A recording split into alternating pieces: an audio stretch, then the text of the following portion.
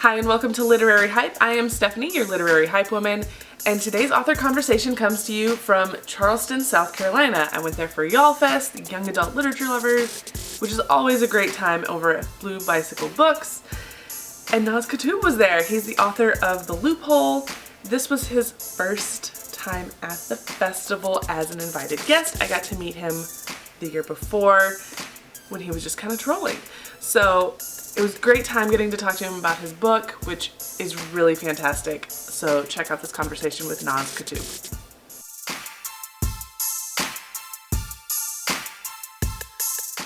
One year ago, we met. It was 1 year. Yeah, it was. Yeah. 1 year ago, and you kind of stood out quite a bit amongst the Y'all Fest 2021 crowd due to your jacket. How did you come up with the idea to put your book cover on a jacket and wear it around?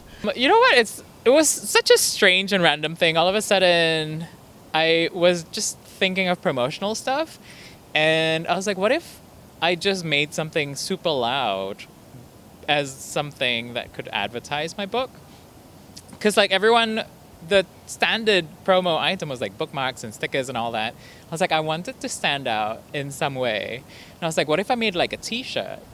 And then I went to this site, I just Googled like, t-shirt promotional stuff. And this site had this all over jacket print. And it was all over, it wasn't just like a rectangular print there.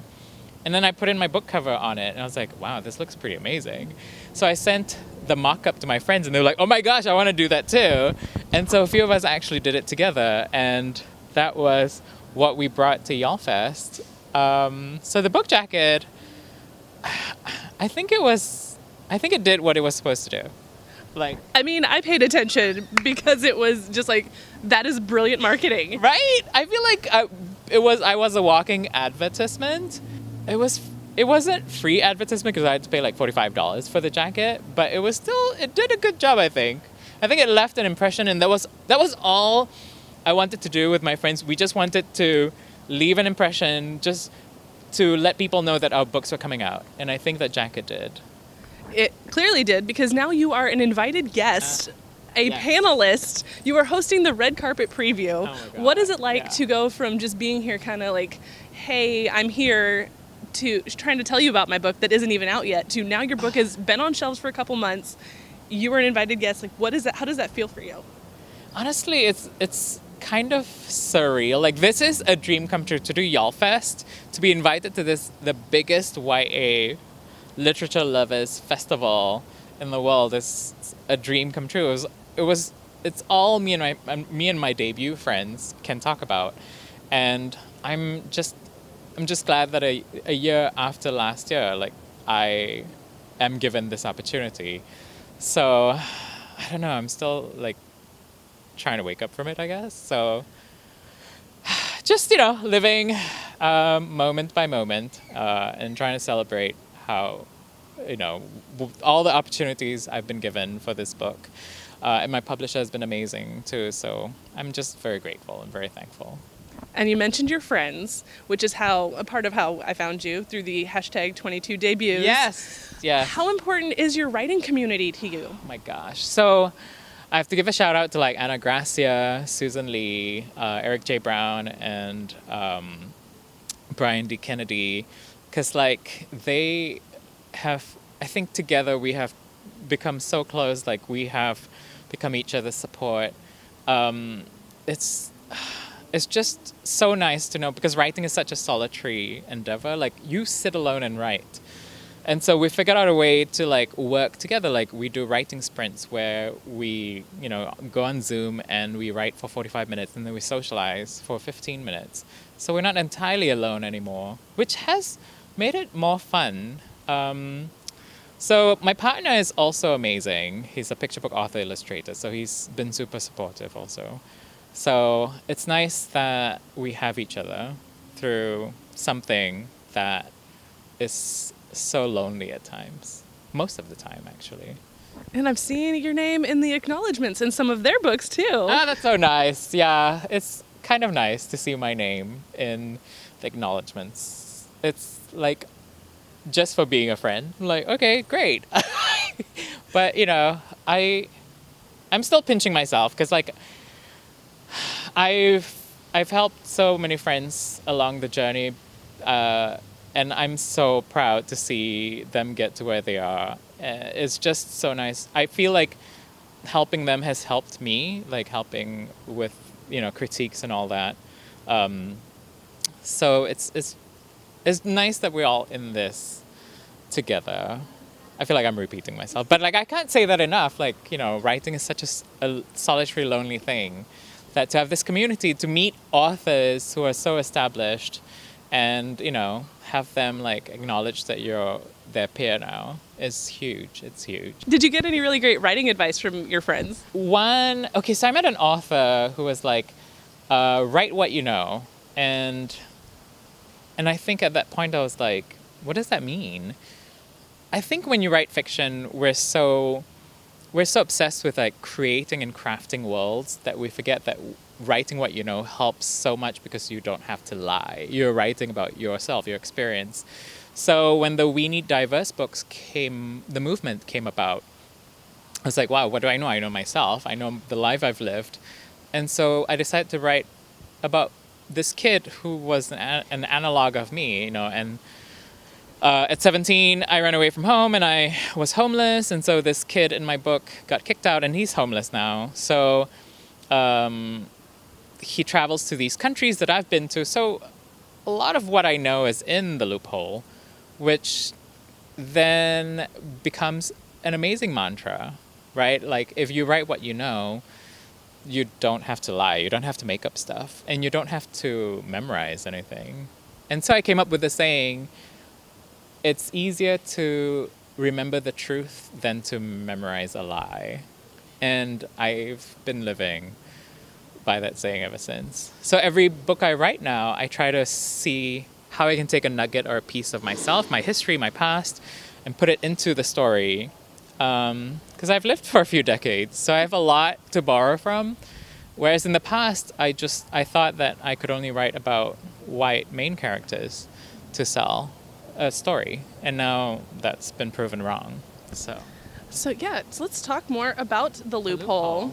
So tell me about the story that is in the Loophole.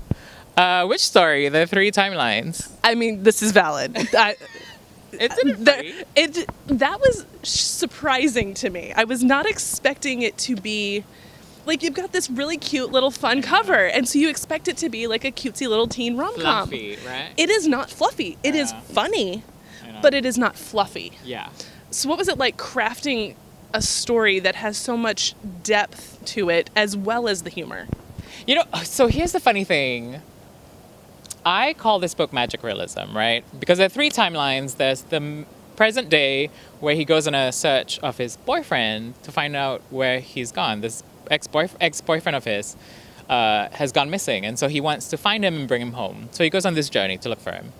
And then the recent past of his relationship with this boy and why they broke up. And then there's the super distant past, which is a fantastical retelling of the genie's origin story. And so what's really funny was, this is an aside, I got invited to Comic-Con on a fantasy panel, and then I got invited to San Diego Book Festival, where it was a romance panel. And then just last weekend, I was invited to the Portland Book Festival, where it was a mystery panel.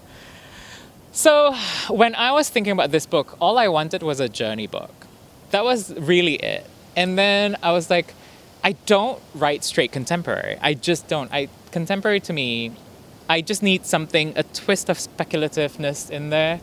And so I was like, how about if I throw in a genie?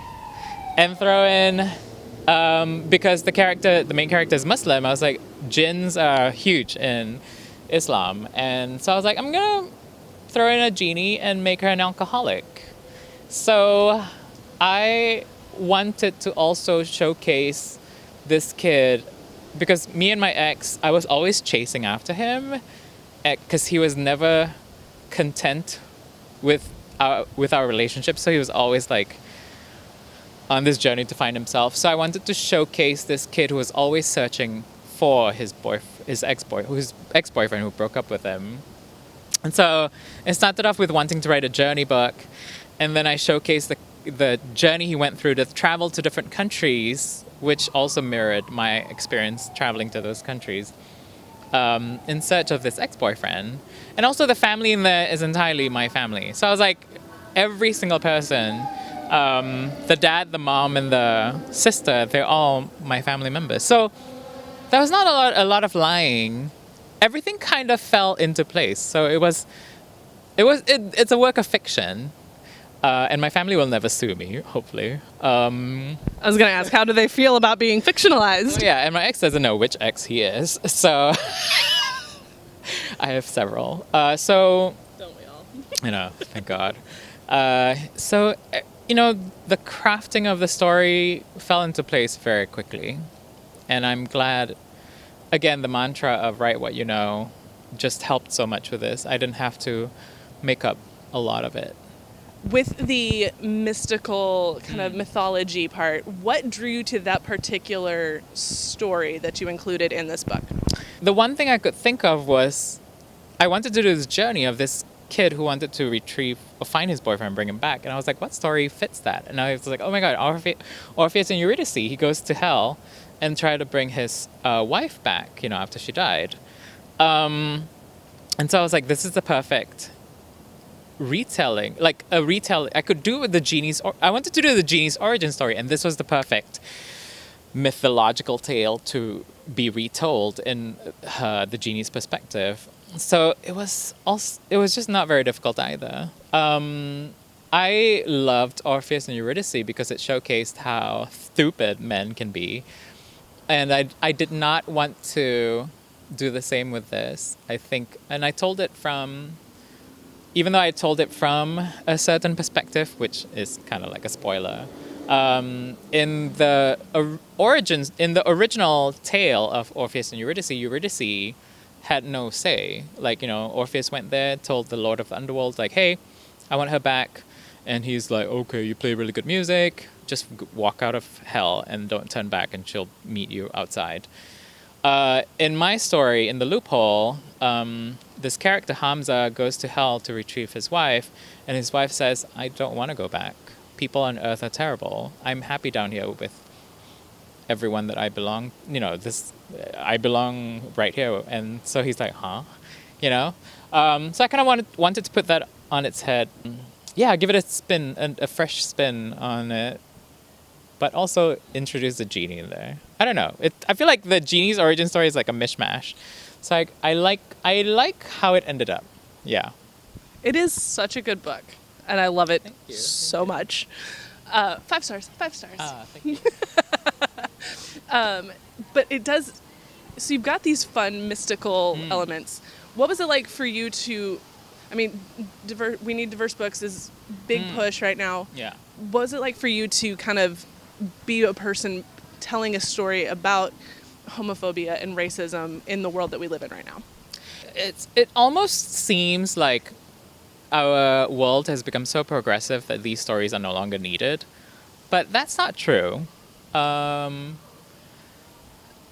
It's still happening. Transphobia is huge right now, even though our country, has become a lot more progressive. There's always someone to demonize, and now the hate seems to be targeted towards trans kids, right? And even though my book has homophobia in it, I hope it can translate to just acknowledging that homophobia still exists, and that extends to transphobia as well. There are kids who are still getting kicked out of home. There are parents who are still intolerant of their children. And it's not just America, I don't try to be Americentric in my stories because, kids are still being killed for being gay in other countries in the world. So the sad thing is I had to put a content warning in there because some people just don't want to deal with it. And I'm like, why can't you, granted, some of it is triggering, but I think it's really important for people to acknowledge that it's still happening. There's still a lot of pain, in the the LGBTQ community. There's still a huge emphasis on found family because some of us just still can't get accepted by our families. And there's still a huge need for a crisis hotline like the Trevor Project. They still need to service a lot of kids out there who are experiencing a lot of hate from families and communities and all that. What is like the biggest takeaway that you hope people will get after reading your book? I hope they realize that the family they're born into, especially if it's a family that causes them harm or anguish, that they don't have to stick with that family, that they have the option when they come of age, if they just hold on and if they can afford to seek family of their own and just wait. Things eventually get better, and it may be rough, but just hold on. Just wait. And seek help, call the Trevor Project if you're going through a crisis, make sure you have friends. Don't just rely on yourself, because sometimes your friends can help you better than you can help yourself. Okay. Now to pick it back up a little. Oh, okay, yeah, sorry. I was like, you start happy, you get deep, and then we bring it back up again. It's like that's the book too. So. It really is. Yeah. It is fitting pattern for the book. Yeah. There's a lot of travel in this book. Yeah. What is your favorite place that you've visited in the world? Istanbul. Just to see the Blue Mosque and the Hagia Sophia. And that's in the book. I can't say it enough. Those two monuments to human engineering, just astounding to see. So I love going to Istanbul to see the Hagia Sophia and the Blue Mosque. So I've been there twice. I would love to go again. So. And you've got a really cool gig coming up in the spring at UCLA. Yes. Oh my gosh, I'll be teaching at UCLA Extension. I'll be teaching in the creative writing department. I'll be teaching story and plot. So yeah, I am a heavy plotter, and I believe in heavy plotting. Like my outlines are like 20, 30 pages long, which makes it so much easier and faster to write a story. So I want to impart that knowledge that I have to everyone who wants to learn. Is it something that like anybody can take? Is it like an online class, or is it? I think it's in person. I prefer to teach in person. I think virtual is fun, but I think it's harder to have for like students to have feedback from each other in a virtual environment. I think there's also something to eavesdropping. Like if I group people up, like on Zoom, it's breakout sessions, but there's no eavesdropping on other groups, right? You're just in your own group. So I think there's value to eavesdropping on other groups, which can help catalyze your thought processes. So maybe I'm just making up excuses, but I prefer in person, just for the feedback, like portion of it. I think it's super important. What books are you working on now? I'm working on my book too. It's coming out February 2024. It's about this kid who thinks he has a superpower at giving people life, and then all of a sudden some mysterious character appears and tells him, you have to stop doing this or everyone's going to die. So can't say anymore. You can't just tell me the whole thing right now? No, I wish I could, but that would spoil it. I just submitted the first draft to my editor last Friday. So yeah, it's still quite fresh. But it'll be announced very soon, I think. Do you have a title, or are you allowed to say? I don't think I'm allowed to say it yet. Not yet. If I pout? Not on camera. Okay. Okay, fine. Okay, I'll accept. Did you have anything else you want to talk about? No, I'm glad we're here at Y'all Fest. This is an amazing experience. If you've never come, please try and make the effort to. It's just amazing for YA readers to like connect with authors right here. Like it's so up close, and it's dedicated to YA readers. I've gone to book festivals, and YA is just a small portion of it usually. So this is like a mega YA focused thing that I am in love with. I just adore this thing. It's so much fun. It's so much fun. Yeah. And the last question, because this is literary hype, what books are you hyped about? That are coming out? Any books you want to talk about? Oh my gosh. I just started reading T.J. Klune's Under the Whispering Door? Is that the title? Yeah. No, The House at the End of House of the Sea. Yeah. The House, yeah, okay, sorry. That's the different book, yeah. The House in the Cerulean Sea, yeah. And it's delightful. Delightful. So I'm looking forward to, like, meeting him later. I saw you knocking on the window, waving at him. I know, I wanted to say hi to him. I'm becoming a huge fan, so I'm very excited. There's so many books to get hyped about here, and getting to see all the authors. Yes. I don't really get starstruck, so yeah, I'm having fun. Well, thank you so much for spending some part of Oh my gosh, this is so fun. Thank you for having me. Thank you for wanting to do this. This has been a delight. Thanks to Naz for sharing some of his time while at YALLFest to talk to me. The author schedules are just absolutely crazy there. I mean, I know what it's like for an attendee, and we're running around, and the authors are also running around. So I really appreciate him giving up some of his time to be part of this show. If you're interested in checking out the Loophole, you'll find a link to that down below, as well as where to find Naz on the internet. Don't forget, while you're looking down below, to hit that like button, subscribe to the channel, and turn on your notifications if you haven't already. It really helps things out. But until next time, thanks for watching.